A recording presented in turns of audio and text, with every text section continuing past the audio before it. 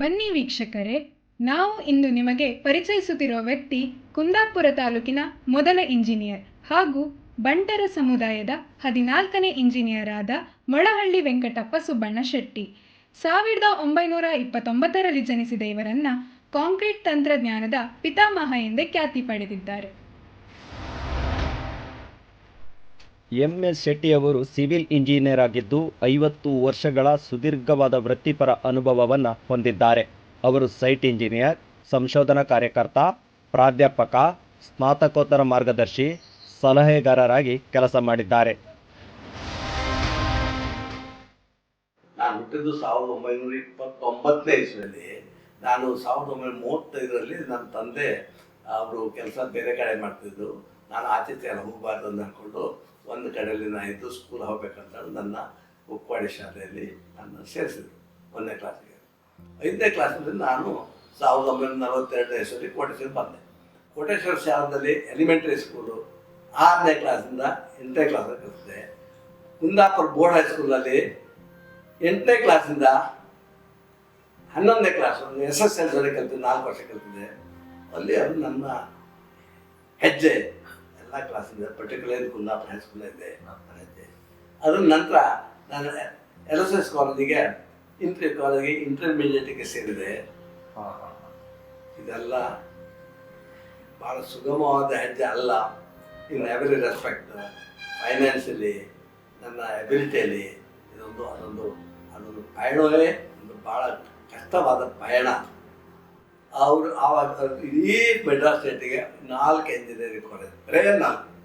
ನಾವು ಮೆಡ್ರಾಸ್ ಸ್ಟೇಟಿಗೆ ಬಿಲಾಂಗ್ ಮಾಡಿದವರು. ನಾವು ಮೆಡ್ರಾಸ್ ಸ್ಟೇಟಿಗೆ ಬಿಲಾಂಗ್ ಟು ಮೆಡ್ರಾಸ್ ಸ್ಟೇಟ್. ಆಮೇಲೆ ಬರೀ 4 ಇಂಜಿನಿಯರಿಂಗ್ ಕಾಲೇಜ್ ಉಂಟು. ಅದರಲ್ಲಿ ಬರೇ ಟಾಪ್ ಮೋಸ್ಟ್ ಬಂದ ಇಂಟರ್ಮೀಡಿಯೇಟ್ನಲ್ಲಿ, ಆವಾಗ ಇಂಟರ್ಮೀಡಿಯೇಟು ಅದರಲ್ಲಿ ನಾನು LSS ಕಾಲೇಜಲ್ಲಿ, ಬೆಂಗಳೂರು LSS ಕಾಲೇಜಲ್ಲಿ ಇಂಟರ್ಮೀಡಿಯೇಟ್ ಮಾಡಿದವರು.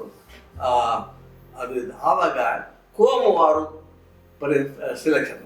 ನಮ್ಮ ಬಂಟರ ಜಾತಿಗೆ ಆ ಕಾಲದಲ್ಲಿ as per the MLA, number of MLAs, engineering seat is given. Only 2 seats are given to the engineering, 2 seats are given to medical for the Bant community. ನಾನು ಅದರಲ್ಲಿ ಬರಲಿಲ್ಲ.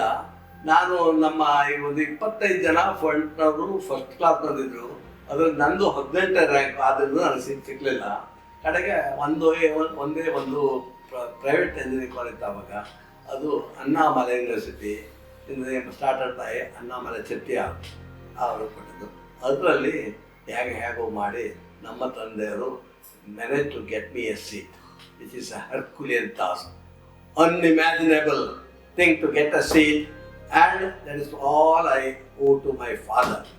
I wrote this book to give my gratitude to my father who made me an engineer. 1980. ಅದು ಮತ್ತೆ ಗೊತ್ತಾಯ್ತು ನನಗೆ, ನಾನು one of the first engineer ಈ ಕುಂದಾಪುರ. ನೀವು ಬಂಟ್ಸಲ್ಲಿ ಎಷ್ಟನೇ ಇಂಜಿನಿಯರ್? ಬಂಟ್ಸ್ ಬಂಟ್ ತಗೊಂಡ್ರೆ, ಆ ಬಂಟ್ಸ್ ಅಂದರೆ ಬೆಂಗಳೂರು, ಸೌತ್ ಕನ್ನಡ ಡಿಸ್ಟ್ರಿಕ್ಟ್. ಮತ್ತೆ ಯಾರು ಎಲ್ಲಿ ಬಂಟ್ಸಲ್ಲ ಇದ್ದಿಲ್ಲ ಆ ಕಾಲದಲ್ಲಿ, ಯಾರಿಲ್ಲ. ಬೆಂಗಳೂರು ಮೆಡ್ರಾಸ್ ಸ್ಟೇಟ್ ಆಗಿತ್ತು, ಬಾಂಬೆಯಲ್ಲಿ ಬಾಂಬೆ ಸ್ಟೇಟ್ ಆಗಿತ್ತು, ಬಾಂಬೆ ಸ್ಟೇಟ್ ಅಂತ ಹೇಳ್ತಿತ್ತು. ಅವರೆಲ್ಲ ಬಂಟ್ರು ಯಾರು ಇದ್ದಿಲ್ಲ. ಬಂಟ್ರಲ್ಲೇ ಇರೋದು ಹೆಚ್ಚಿಗೆ ಸೌತ್ ಕನ್ನಡದಲ್ಲಿ.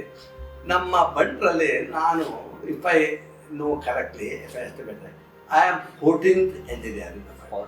ನನಗಿಂತ ಮೊದಲು 14 ಜನ ಮೊದಲು ಇಂಜಿನಿಯರ್ ಆಗಿದ್ದಾರೆ. ಹೆಚ್ಚಿನ ಪರ್ಸೆಂಟ್ ನನ್ನ ನಾಲೆಜ್ ಪ್ರಕಾರ ನಾನು 14th ಇಂಜಿನಿಯರಿಂದ ಬಂಟ್ಸ್ ಕಮ್ಯುನಿಟಿ ಇನ್ 1954. 1989ರಲ್ಲಿ ನಿವೃತ್ತರಾದ ಇವರು ಕಾಂಕ್ರೀಟ್ ತಂತ್ರಜ್ಞಾನದ ವಿವಿಧ ಅಂಶಗಳ ಬಗ್ಗೆ 100ಕ್ಕೂ ಹೆಚ್ಚು ತರಬೇತಿ ಕಾರ್ಯಕ್ರಮಗಳನ್ನು ನೀಡಿದ್ದಾರೆ. ಇಂದಿರಾ ಗಾಂಧಿ ರಾಷ್ಟ್ರೀಯ ಮುಕ್ತ ವಿಶ್ವವಿದ್ಯಾಲಯದ ಸಲಹೆಗಾರರಾಗಿ ಕೆಲಸ ಮಾಡಿದ್ದಾರೆ. MS ಶೆಟ್ಟಿಯವರ ಸೇವೆಗೆ ದೊರೆತ ಪ್ರಶಸ್ತಿಗಳು ಹಲವಾರು. ನವದೆಹಲಿಯ ಸೇನಾ ಪ್ರಧಾನ ಕಚೇರಿಯ ಇಂಜಿನಿಯರ್ ಇನ್ ಚೀಫ್ ಪ್ರಶಂಸಾ ಪದಕ, ICIನಿಂದ ಭಾರತದ ಅತ್ಯುತ್ತಮ ಕಾಂಕ್ರೀಟ್ ತಂತ್ರಜ್ಞ, ಇನ್ಸ್ಟಿಟ್ಯೂಟ್ ಆಫ್ ಇಂಜಿನಿಯರ್ ಪುಣೆ ಕೇಂದ್ರದಿಂದ CM ಶಾ ಕಾಂಕ್ರೀಟ್ ಟೆಕ್ನಾಲಜಿ ಪ್ರಶಸ್ತಿ ಹಾಗೂ ಅಮೆರಿಕನ್ ಕಾಂಕ್ರೀಟ್ ಇನ್ಸ್ಟಿಟ್ಯೂಟ್ ಇಂಡಿಯಾದಿಂದ ಶ್ಲಾಘನೀಯ ಸೇವಾ ಪ್ರಶಸ್ತಿ, ಅದಲ್ಲದೆ ಹಲವಾರು ಪ್ರಶಸ್ತಿಗಳು ಇವರು ಮುಡಿಗೇರಿಸಿಕೊಂಡಿದ್ದಾರೆ. ನೀವು 2ನೇ ಕ್ಲಾಸ್ ಫೇಲ್ ಆಗಿದ್ರಿ, ಆದರೆ 3 ನ್ಯಾಷನಲ್ ಅವಾರ್ಡ್ಗಳನ್ನು ತಗೊಂಡಿದ್ರಿ. ಒಂದು ಪ್ರಪಂಚದಾದ್ಯಂತ ನಿಮ್ಮ ಬುಕ್ ಪ್ರಿಂಟ್ ಆಗಿದೆ. ಫೇಲ್ ಆದ ಒಬ್ಬ ವಿದ್ಯಾರ್ಥಿ ಸಾಧನೆಯನ್ನು ಕಂಡಾಗ ನಮ್ಮ ಒಕ್ಕೋಡಿ ಶಾಲೆಯರು ಅನ್ನೋದಕ್ಕೆ ನಮ್ಗೆ ತುಂಬಾ ಹೆಮ್ಮೆ ಆಗ್ತಿದೆ. ನೀವು ಆ ಬುಕ್ ಅನ್ನು ಬರೆದಾಗ ಅದರಲ್ಲಿರುವಂತ ನಿಮ್ಗೆ ಖುಷಿ ಮತ್ತೆ ಮತ್ತೆ ಪ್ರಿಂಟ್ ಆಗ್ತದೆ. ಕನಿಷ್ಠ ಎಷ್ಟು ಸತಿ ಅದು ಪ್ರಿಂಟ್ ಆಗಿದೆ? ನನಗೆ ನನ್ನ ಇಡೀ ಜೀವನದಲ್ಲಿ ಒಂದು ಅಚೀವ್ಮೆಂಟ್ ಅಂದರೆ ನನ್ನ ಈ ಪುಸ್ತಕ ಕಾಂಕ್ರೀಟ್ ಟೆಕ್ನಾಲಜಿ. ಇಂಡಿಯಾದಲ್ಲಿ ಆವಾಗ ಕಾಂಕ್ರೀಟ್ ಟೆಕ್ನಾಲಜಿ ಸಬ್ಜೆಕ್ಟ್ ಅಂತ ಹೇಳೋದು ಏನೂ ಒಂದು ಇಂಪಾರ್ಟೆನ್ಸ್ ಇಲ್ಲದೆ ನಾವು ಮಾಡುವ ಕಾಂಕ್ರೀಟ್ ಕ್ವಾಲಿಟಿ ಆಫ್ ಕಾಂಕ್ರೀಟ್ ಎಲ್ಲ ಅದೌಗತ್ಯಲ್ಲಿತ್ತು. ನೋಡಿದ್ರೆ ನಾಚಿಕೆ ಆಗಬೇಕು when you compare to all over the world. ಅಲ್ಲೆಲ್ಲ ಇಂಪಾರ್ಟೆಂಟ್ ಆಗೇ ಕಾಂಕ್ರೀಟ್ ಎಲ್ಲ ಭಾಳ ಚೆನ್ನಾಗಿ ಮಾಡ್ತಿದ್ರು. ರಕ್ಷಣಾ ಕನ್ಸ್ಟ್ರಕ್ಷನ್ನು, ಇನ್ಫ್ರಾಸ್ಟ್ರಕ್ಚರು, ಬ್ರಿಡ್ಜಸ್ಸು, ಮತ್ತು ಅದಕ್ಕೆ concrete is everything for human development. ಗೂಗಲ್ನಲ್ಲಿ ಸರ್ಚ್ ಮಾಡಿದರೆ MS ಶೆಟ್ಟಿ ಅಂತ ಬರ್ತದೆ. ಅದರಲ್ಲಿ the best book of the ಇಂಡಿಯಾದಲ್ಲಿ best book of concrete technology ಇದು ನನ್ನ ಪುಸ್ತಕ. ಮಾತ್ರವಲ್ಲ, ಇದು what is known as 5-star rating by Google in India for many years ಅಂತ ಪುಸ್ತಕ ಇದು. ಅದು ಯಾಕಂದರೆ ಇದು first book in our country. Broad development, almost all the universities, everywhere, construction engineers, the architects, the structural designers, ಎಲ್ಲರಿಗೂ ಈ ಪುಸ್ತಕ became almost like a Bible. ಆದ್ದರಿಂದ Google rating is there, 5-star rating is there for many years. If you see the Google, you will find that. ನೀವು 3 national ಅವಾರ್ಡ್ಗಳನ್ನು ತಗೊಂಡಿದ್ರಿ. ಅದ್ರ ಬಗ್ಗೆ ನಿಮಗೆ ಹೇಗೆ ಅನ್ಸುತ್ತೆ ಸರ್? ಓಕೆ, ಆ್ಯಕ್ಚುಲಿ ನನ್ನ ಲೈಫ್ನಲ್ಲಿ ನಾನು ಎಂಜಿನಿಯರಿಂಗ್ ಭಾಳ ಕಲಿಯಲಿಲ್ಲ. ಎಲ್ಲರೂ ಎಂತೆಂಥ ಎಂಜಿನಿಯರ್ಸ್ ಇದ್ದಾರೆ. ನನ್ನ speciality only one concrete technology theory and practice. ಅದರಲ್ಲಿ ನಾನು 3 ವರ್ಷ ಆಲ್ಮೋಸ್ಟ್ ತಪಸ್ ಮಾಡಿ ನಾನು ಈ ಪುಸ್ತಕ ಬರೆದಾಗ ಅದು ಒಂದು ಮೆನಿಸ್ಕ್ರಿಪ್ಟ್ ಆಗಿತ್ತು. ಮೆನಿಸ್ಕ್ರಿಪ್ಟ್ ಆಗ್ತದೆ. ಆವಾಗ ಏನು ಈ ಜೆರಾಕ್ಸಿಂಗು ಯಾವ ಫೆಸಿಲಿಟಿ ಇದೆಲ್ಲ, ಬ್ಲೂ ಪ್ರಿಂಟು, ಅದು ನಾವೊಂದು ಕಾಪಿ ಮಾಡಬೇಕಾದ್ರೆ ಭಾಳ ಕಷ್ಟ ಪಡಬೇಕು ಅದಕ್ಕೆ. ಹಾಗೆ ಸ್ಟೆನ್ಸಿಲ್ ಕಟ್ಟಿಂಗು ಇದೆಲ್ಲ ಮಾಡಿ ಕಾಪಿ ಮಾಡಬೇಕಿತ್ತು. 3 ವರ್ಷ ಬೇಕಾಯ್ತು. ನಾನು ಪ್ರಯತ್ನ ಮಾಡಿ ರಿಯಲ್ ತಪಸ್ ಮಾಡಿ ಯಾವ ಅದರ ಆ್ಯಕ್ಟಿವಿಟೀಸ್ ಇಲ್ಲದೆ ನಾನು ಈ ಪುಸ್ತಕ ಬಂದಾಗ ಮೆನಿಸ್ಕ್ರಿಪ್ಟು ಒಂದು 6 ಇಂಚ್ ಹೈಟಿನ ಪುಸ್ತಕ ಆಯಿತು. ಎಲ್ಲ ಸ್ಟೆನ್ಸಿಲ್ ಮಾಡಿ ಬ್ಲೂ ಪ್ರಿಂಟ್ ಮಾಡಿ ಅದರೊಳಗೆ ಡ್ರಾಯಿಂಗ್ ಎಲ್ಲ ಮಾಡಿದ್ರು. ಅದನ್ನು ನೋಡಿದಾಗ ನನಗೆ ನಾನು ಪ್ರಿಂಟ್ ಮಾಡಿದೆ, ಬೈಂಡಿಂಗ್ ಮಾಡಿದ್ದೆ. ಅದು ನನಗೆ ಭಾಳ ಖುಷಿ ತೋರ್ತು. ಹಿಯರ್ ಇಸ್ ಮೈ ಪ್ರಾಡಕ್ಟ್ ಆಯಿತಾ.